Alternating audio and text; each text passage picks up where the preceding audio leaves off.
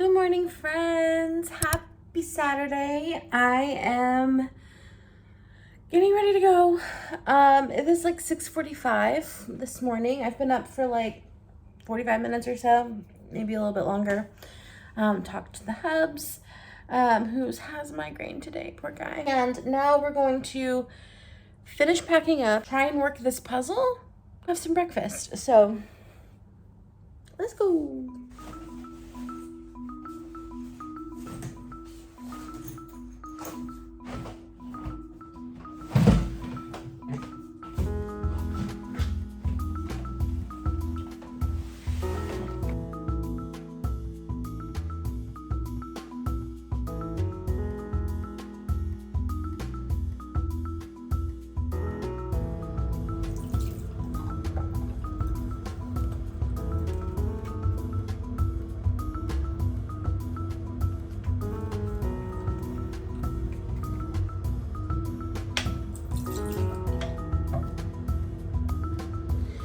This is the last time for a long time that I have to brush my teeth with bottled water.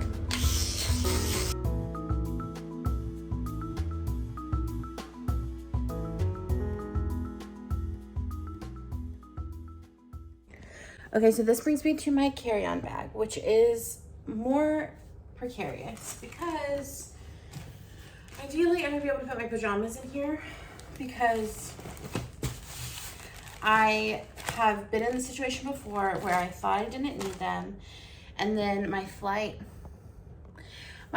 got delayed overnight, and I'm left with like whatever it is that I wore to the airport, and it's just a mess. So I'm highly hopeful that I'll be able to fit my jammies in here, as well as another pair of sandals,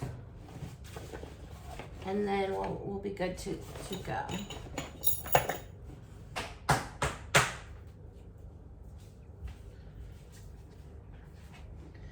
They are not the cleanest they've ever been. Ha ha ha ha.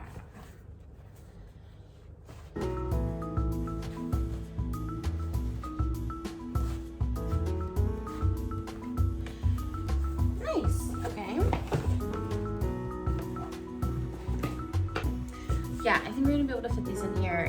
It's gonna be like, you know, a little bit tight. That's all right. Let's see. I really tried to shove all my clothes in here too. So I'm hopeful that that is also okay. And I really need this compressor to compress.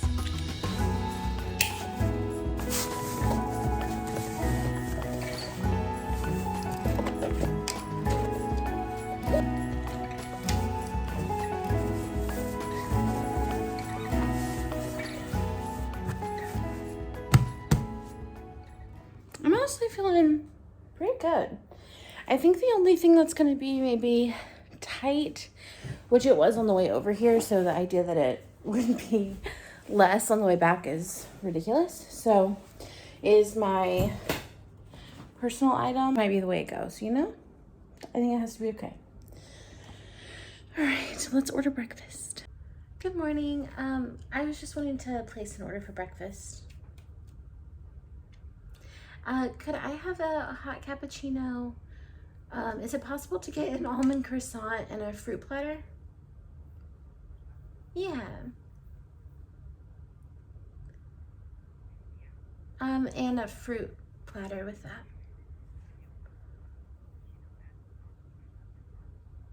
And fruit.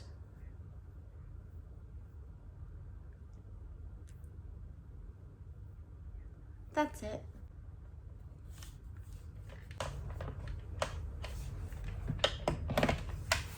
I think they got it.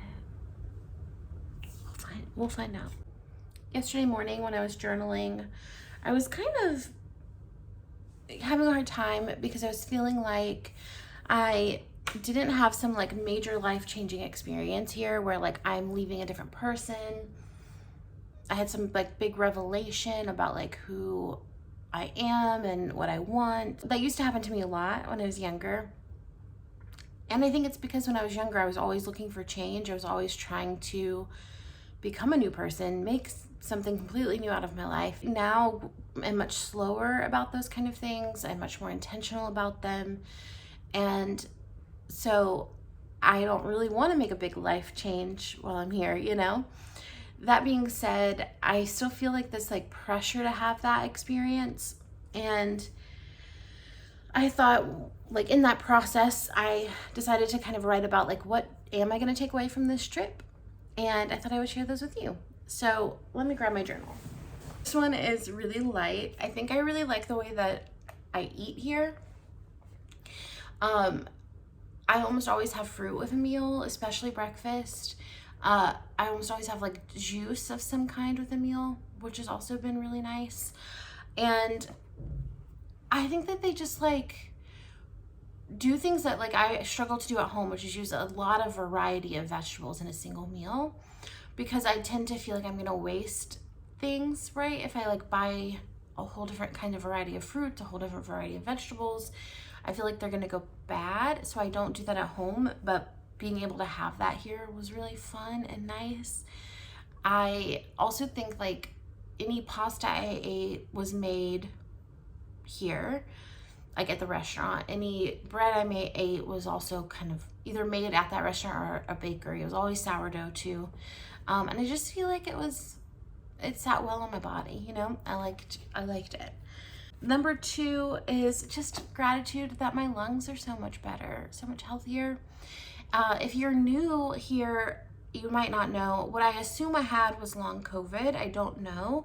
But I got sick in 2019, and then my lungs just didn't recover. I mean, they like slowly progressed, but like it was really hard. Like when I started, I couldn't walk to my car. Like I couldn't breathe to walk to my car. And then on this trip, like I've hiked mountains, I've walked hundreds of steps, if not thousands of steps. You know, I've done so much. I've been able to like just like walk to dinner, things that like I could not do not that long ago. Like I would say even 6 months ago, that would have been really difficult for me. So I'm just, look at him go, you know, I'm proud of him. The other thing that I feel like I really want to take away from here is just embracing discomfort.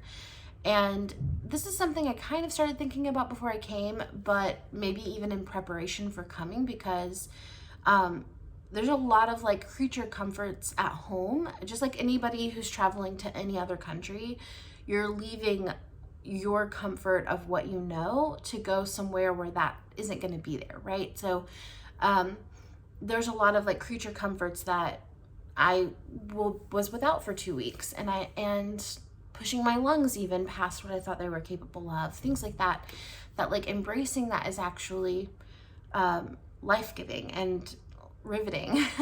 And I think oftentimes, right, it can be so easy to find this place of comfort and to just like want to stay in it because it feels safe. But then when you step out of it and you let yourself be uncomfortable, whether that's like sweaty or hot or risk of being sunburnt or wearing bug lotion every day that you aren't used to wearing, or you know, whatever kind of thing that is, getting used to being around lizards even though you're not used to being around lizards, you know, it's like small stuff, but also like I think it expands you. It like makes you more flexible as a person, which I think makes me more confident as a person personally. Yeah, so I think embracing discomfort while also respecting my limits. So that was kind of a part of the same sentence. So embracing discomfort, but then also saying like, actually this one I'm gonna take for myself, right? Like changing villas, kind of knowing when something is beyond what I want to do or what feels safe for me or comfortable for me, and like writing that line and respecting that line and building the self-trust to know like which one's which. And sometimes you're gonna guess and you're gonna maybe guess wrong. There is no wrong, right? So it's all like your own personal limits, so there's no way to really mess it up. But I think like finding that and kind of trying to dance in the space between your comfort zone and your boundaries, I think is a really beautiful opportunity. Doing things that scare me is often the most fun of all. And I think Someone commented in the comments that they think like, oh, the rice fields I think are going to be your favorite thing when you look back. And I think that's true. Like, definitely one of my favorite things. And I think it's because I'm doing things that scare me, like the motorbike, getting on the motorbike, walking all the steps at the temples was really like scary for my lungs. Doing the rice fields, because once you get into the rice field, it was kind of like, how am I going to get out? All of that was like my favorite stuff. It was like the most fun. It was like the fear and excitement are so intertwined, and not like in an adrenaline chasing way, you know, none of that was like particularly adrenaline inducing, but just more so in like a look what I'm capable of kind of way, like surprising yourself. But also I think just like, especially with the motorbikes, like it was just fun. Like it's just like really fun to do, and I could have missed out on that experience. The next one is that my emotions are valid even if they make me feel weak. That like I've been so emotional since I've been here, and I've been vlogging every day. I've been going on live, and my emotions have just been there, you know?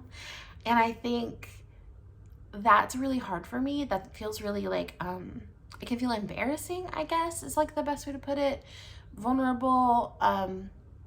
So I'm like learning to validate my emotions even in the midst of feeling like they're the wrong emotions, or like I'm feeling too much, you know? I'm going to read it to you directly and then we'll talk about it.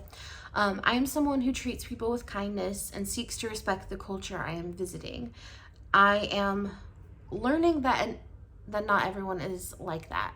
That was the biggest shock to me, especially coming to Canggu, was just how rude people could be about the culture and about like being a visitor in someone else's space.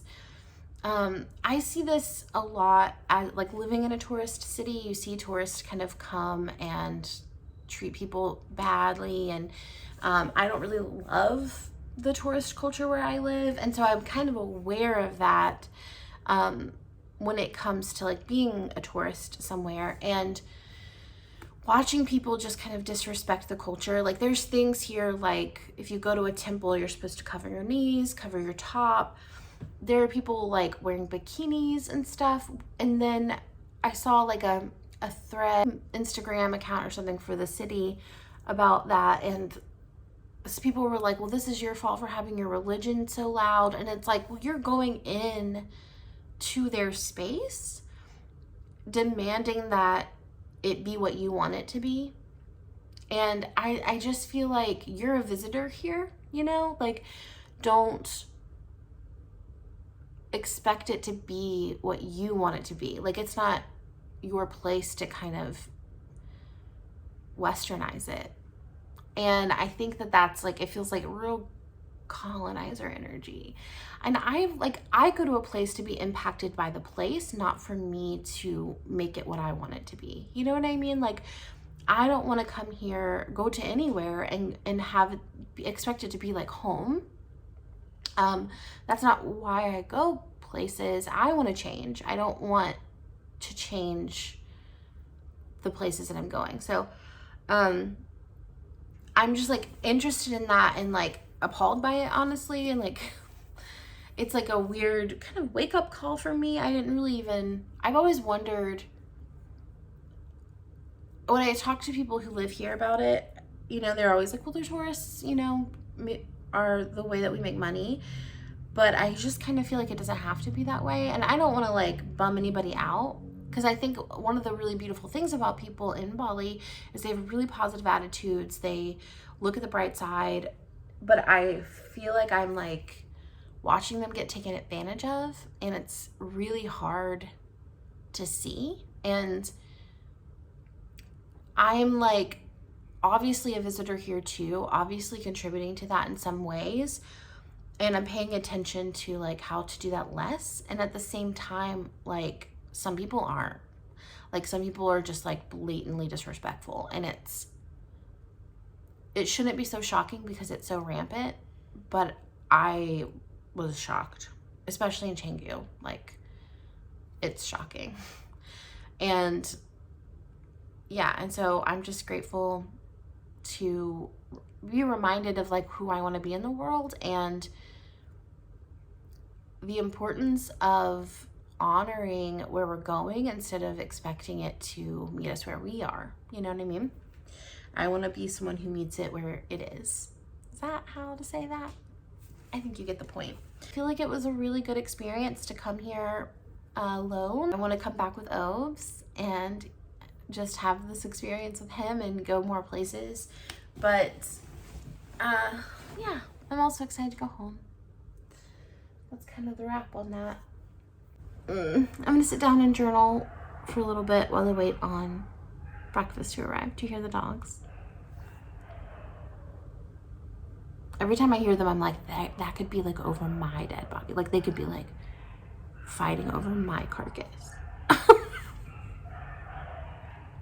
And so I'm sure it's just innocent stuff, but it was so scary.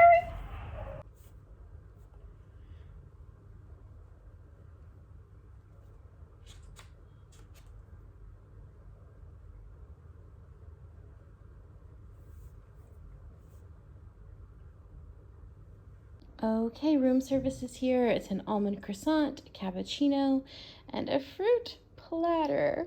Out of all of these fruits, which one would you be most excited about? Let me know in the comments. Mine is the mango. All right, breakfast time.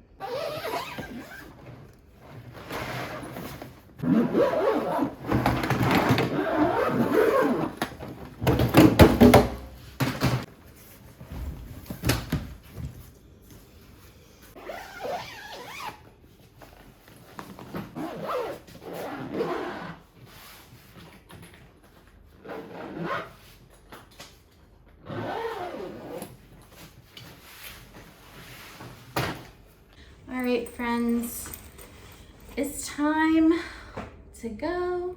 Is this the same hair that I slept in? Yes. Am I like still okay with it? Also, yes. I'm gonna do my final sweep and then we're gonna go ahead and go downstairs. About to leave, already packing. Come with me, I'm not really asking. We'll get away to a place where we don't know.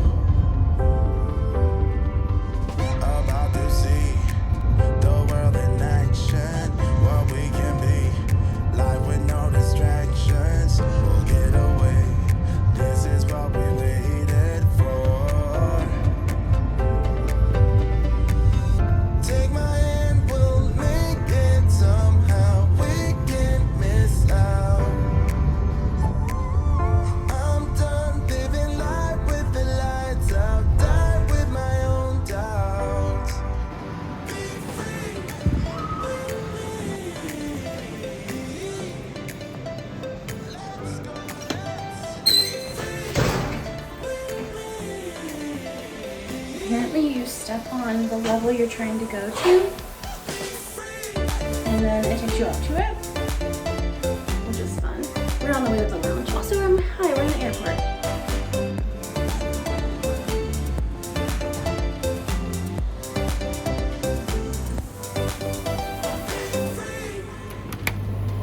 Not looking back, eyes on the freeway, Bonnie and Clyde, a classic cliche. We're on the run, this is what we waited for. So I'm checked into the lounge. I have about 2 hours until I board to head to Singapore. That flight's like 2.5 hours long. So yeah, I'm just gonna sit here in the lounge and get some work done before we board.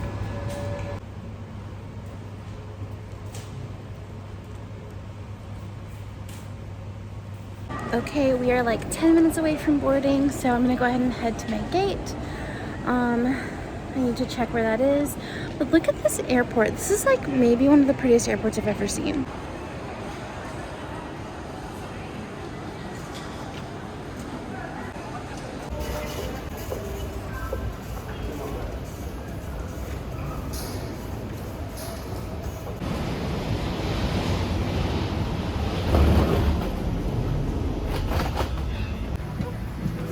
you. Thank Thank you. you. You're welcome. Should have lots of space just above when you're ready. Yeah. Thank you. Alright, we are boarded on the way to Singapore. Secretly, I brought stuff to write a letter to Obes on my flight home. So I'm gonna write him a letter and then we're good.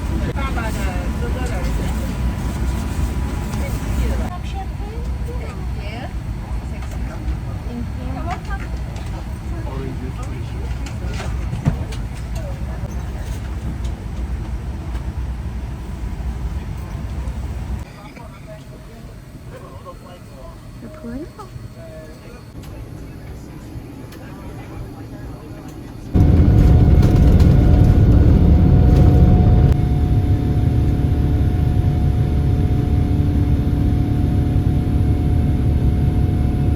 Keselamatan, mohon perhatikan letak pintu darurat.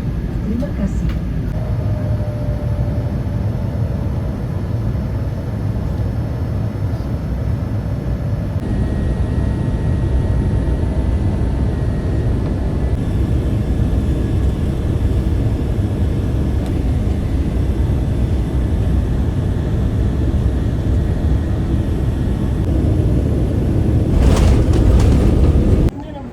So we made it to Singapore. I'm here for like almost 5 hours. And then, yeah, that's where our 16-hour flight hits. I think I'm gonna start a new vlog halfway through my layover here. Right now we're heading to the lounge in Terminal 3.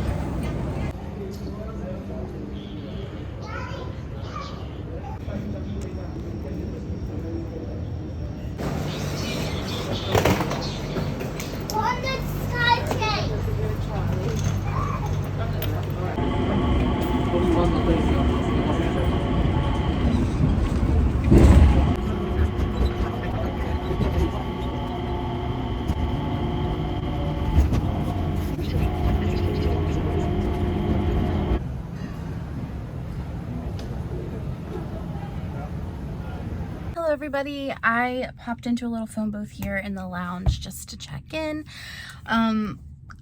So fun fact, this light is bad. That's one fun fact. And then I hate that. I don't like seeing myself in the background. We'll do this. Okay. So a fun fact is that I bought myself an air tag. We bought several air tags, one for like several things recently. One of the things being my checked bag.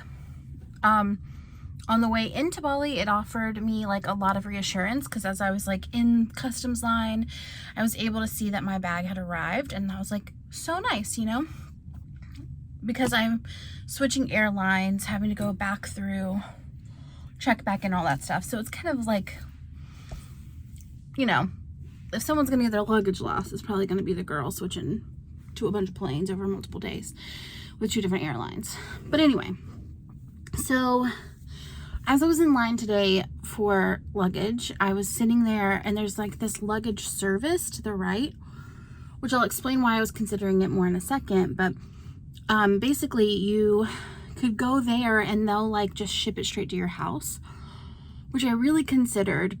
But then I didn't do it. I checked with the airline. And then when I got here, I noticed that my luggage wasn't showing up as like on the plane with me, and then didn't show up, like still hasn't shown up yet as like being near me. And so then I checked the airline website to see maybe, because they also track your bags, and all it says is that my bag has been checked in. So that means there is a chance that my luggage is still in Bali. And the trouble with that, and the reason I was considering this baggage service, is that in LA, I have basically a 1-hour layover, maybe even less, like 50 minutes from the time we land to the time we board my new flight. 50. And that includes me going through customs when I get back into the country, then rechecking back in to a new airline, going back through security at LAX, and then getting to my gate. I don't have high hopes, friends.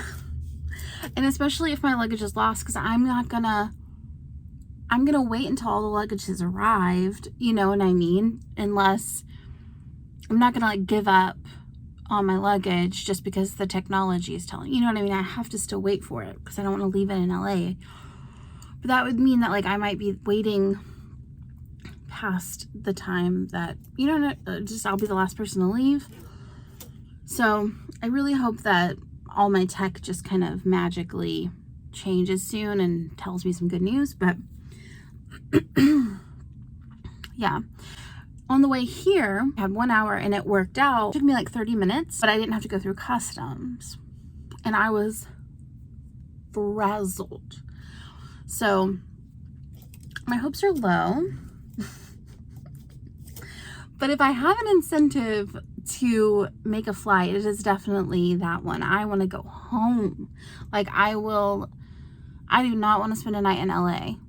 That is not what I want to do. I want to go home and hug my husband because he has Sunday off. And I just want to spend time with him. So wish me luck, friends. Wish me luck. I always love a long flight though, so I'm very much looking forward to the 16-hour flight. I love it. It makes me feel like I have infinite time to just do whatever I want.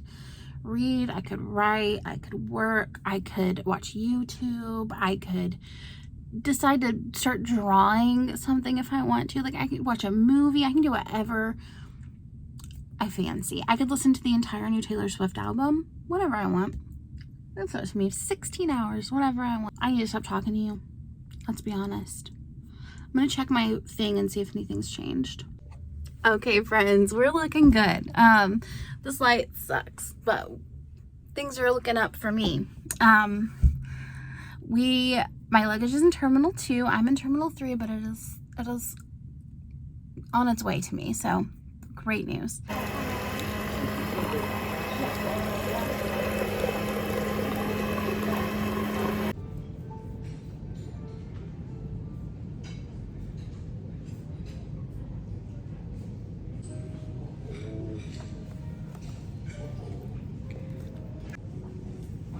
Good morning, everybody.